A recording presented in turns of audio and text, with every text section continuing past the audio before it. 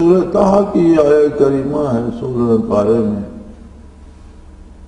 اب جو اللہ کریم چاہتا ہے وہ بیان ہو جاتا ہے، بات آ جاتی ہے. میں نے تو آپ کے سامنے اندازے پہ قرآن حکیم کھولا.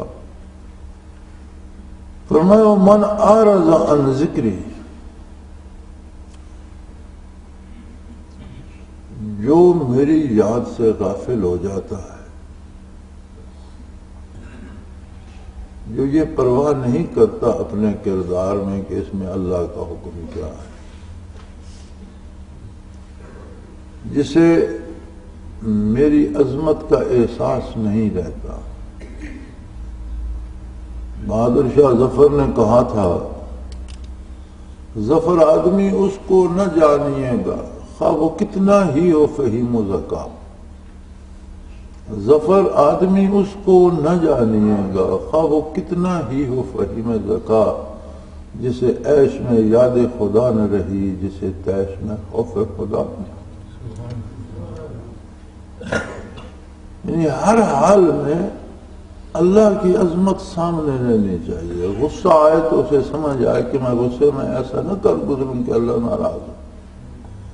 آسودگی ہو، دولت مندی ہو، تو یہ احساس زندہ ہو کہ میں ایسا نہ کر گزروں جو اللہ کریم کو پسند نہ ہو.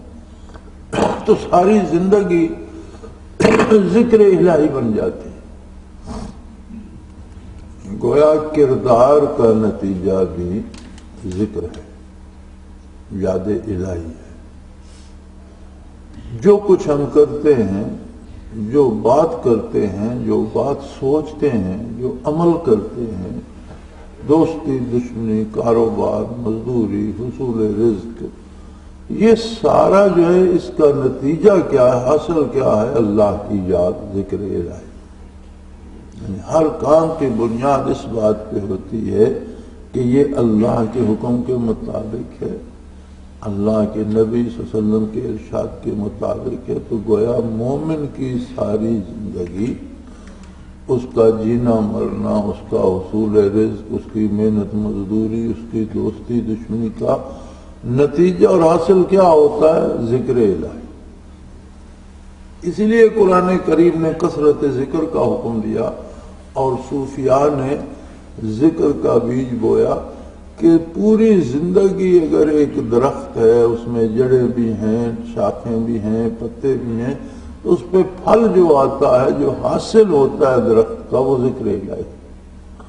اور جو پھل ہوتا ہے وہی بیج بھی ہوتا ہے. قرآن کریم نے کثرت ذکر کا حکم بھی اسی لیے دیا ہے کہ کثرت ذکر اعمال و کردار کی اصلاح کا سبب بن جائے.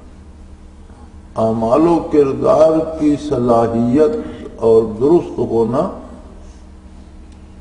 نتائج پیدا کرتا ہے کہ وہ ذکر الہی بن جاتا ہے، اور ذکر الہی نصیب ہو جائے تو اعمال و کردار سدھر جاتا ہے. اب مخلوق ایسی بھی ہے جو اس سے محروم ہے. فرمایا جب لوگ میری یاد چھوڑ دیتے ہیں، اپنی منمانیاں کرتے ہیں، اپنی خواہشات کے پیچھے دوڑتے ہیں، فَإِنَّ لَهُ مَعِيشَةً ضَنْكَا، تو میں ان کی روزی تنگ کر دیتا. معیشتاً ضنکا کیا ہوتی ہے؟ ایک ہوتا ہے کہ ایک آدمی کے پاس چیز نہیں ہے تو پھر تو ایک بات ہے کہ اس کے پاس ہے ہی نہیں، پھر معیشت کہاں سے آ گئی؟ معیشت ضنکا سے یہ مراد ہوتی ہے کہ اس کے پاس چیزیں ہوتی ہیں لیکن وہ انہیں استعمال نہیں کر سکتا. دولت ہوتی ہے، اس سے استفادہ نہیں کر سکتا.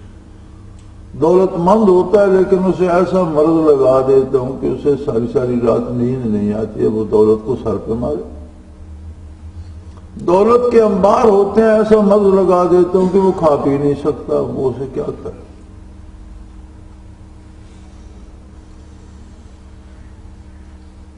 مجھے یاد ہے ایک دفعہ کوئٹہ میں فورڈ کمپنی کے مالکوں میں سے کوئی تھا.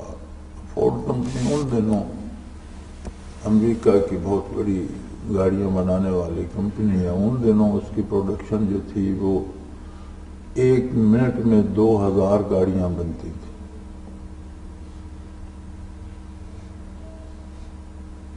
تو اپنے بارے میں وہ بتانے لگا کہ میں دنیا کے چند دولت مند افراد میں سے ہوں، لیکن 24 گھنٹوں میں صرف چنے کا سوپ پیتا ہوں، دوسری کوئی چیز کھاؤں تو مجھے ہضم نہیں ہوتی، بیمار ہو جاتا۔ یعنی دولت کے انبار ہیں، اب اس کے کھانے پینے کے لیے نہیں ہے۔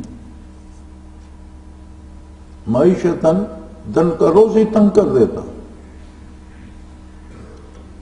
اسی طرح سے ان کے پاس اولاد ہوتی ہے، لیکن فرمایا میں ان کے لیے اولاد کو بھی فتنہ، ابتلا، آزمائش اور مصیبت بنا دیتا، انہیں پریشان کرتی ہے۔ کبھی ازواج و اولاد کو ان کا دشمن کر دیتا ہوں، اس کی جان کے در پہ ہو جاتی۔ اور جب ہم اور ہمارے دانشور اور ہمارے حکمران بڑی تعریف کرتے ہیں مغرب کی، اور کہتے ہیں وہ بڑی ترقی کر گئے، بڑے آگے نکل گئے، تو وہ یہ بھول جاتے ہیں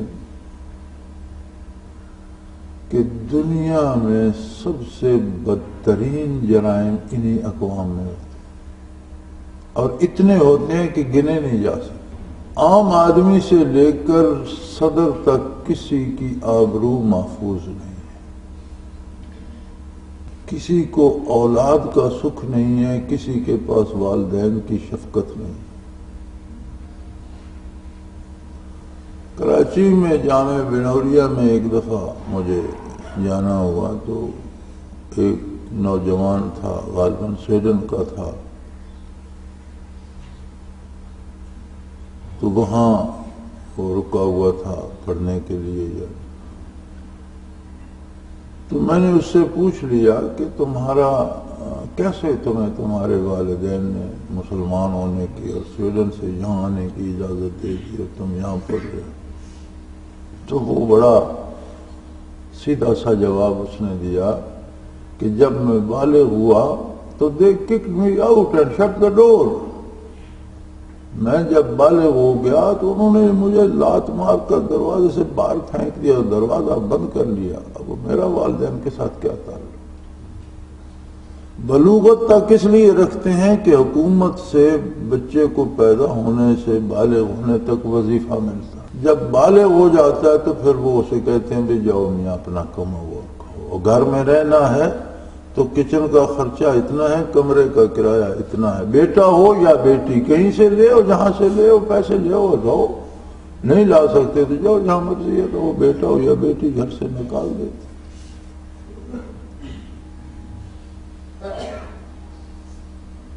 تو یہ ہوتی ہے معیشتاً دن کا، اولاد کا سکھ نہیں ہے، والدین کی شفقت نہیں ہے، گھر میں دولت ہے اور وہ کھا پی نہیں سکتا۔ کفار پہ تو ہے ہی۔ اب ہمیں ان وضاحتوں کی ضرورت نہیں ہے، اس لیے کہ خود ہم پہ بھی یہ عذاب مسلط ہے۔ معیشت دن کا کیا ہوتی ہے کہ آپ کے پاس پیسے بھی ہیں، آپ کے پاس گاڑی بھی ہے، لیکن آپ سڑک پر کھڑے ہیں کہ آپ کو پیٹرول نہیں ملتا۔ یہ معیشت دن کا ہے۔ آپ کے پاس پیسے بھی ہیں، آپ کے پاس گاڑی بھی ہے، آپ لے کر بازار میں پھرتے ہیں، کوئی آپ کو پاؤ آٹے کا نہیں ملتا۔ یہ وسائل ہیں، پیسے ہیں، آپ کی بجلی نہیں ملتی، آپ کے پاس پیسے ہیں، آپ کی گیس نہیں آتی، چولہا نہیں جلتا۔ یہ کیا ہے؟ معیشتاً دن کا، روزی تنگ کر دی جاتی ہے۔ اس لیے نہیں کہ روزی ہوتی نہیں، ہوتا ہے سب کچھ، وہ استعمال نہیں کر سکتا، ایسے حالات پیدا کر دیے جاتے ہیں۔ یہ کیوں ہوتا ہے؟ وَمَنْ أَعْرَضَ عَنْ ذِكْرِي، جب وہ میری یاد چھوڑ دیتے ہیں، بے لگام ہو جاتے ہیں، بے مہار ہو جاتے ہیں، اپنی مرضی سے جینا چاہتے ہیں۔ کائنات میری ہے، سلطنت میری ہے، وہ اسے اپنی سمجھتے ہیں۔ بے دریغ لوگوں کو قتل کرتے ہیں، بے قصور لوگوں کو تباہ کرتے ہیں، کسی لوگوں کا مال لوٹتے ہیں، رشوتیں کھاتے ہیں۔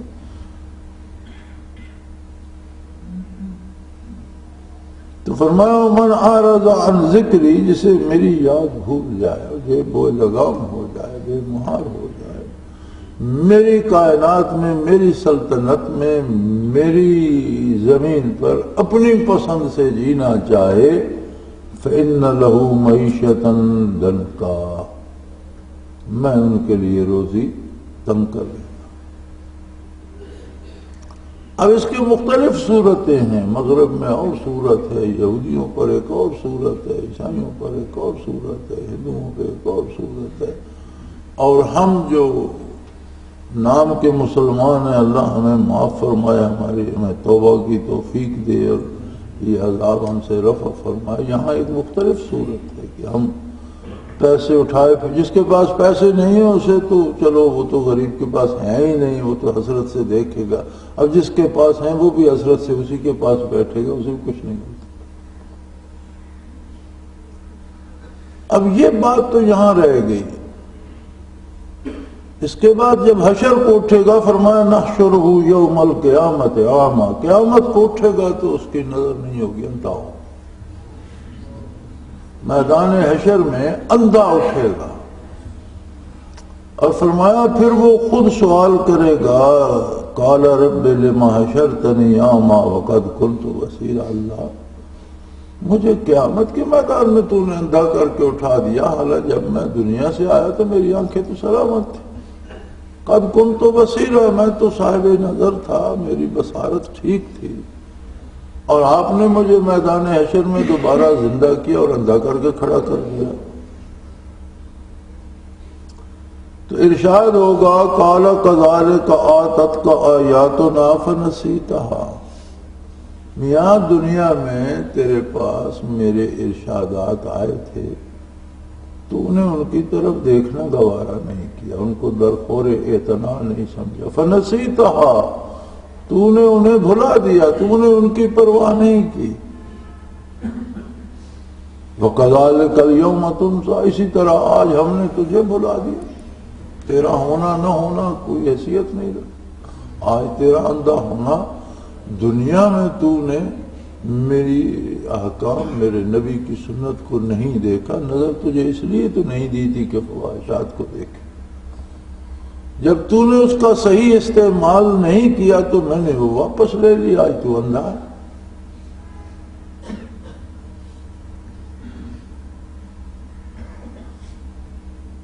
تو اسلام نے بنیاد رکھی ہے اس دنیاوی زندگی کی بھی تعمیر آخرت، یعنی دنیا کا کام اس طریقے سے کرو کہ اس پہ تعمیر آخرت ہو۔ اس کا نتیجہ کیا ہوگا کہ دنیا کے کام میں بھی کئی گنا زیادہ فائدہ ہوگا، آسودگی ہوگی، راحت ہوگی، آبرو مندی ہوگی، آرام ہوگا، سکون ہوگا، اور سب سے بڑی بات یہ کہ تمہارا ہر کام یاد الہی کا سبب بن جائے، ذکر دوام نصیب ہو جائے۔ اسلام میں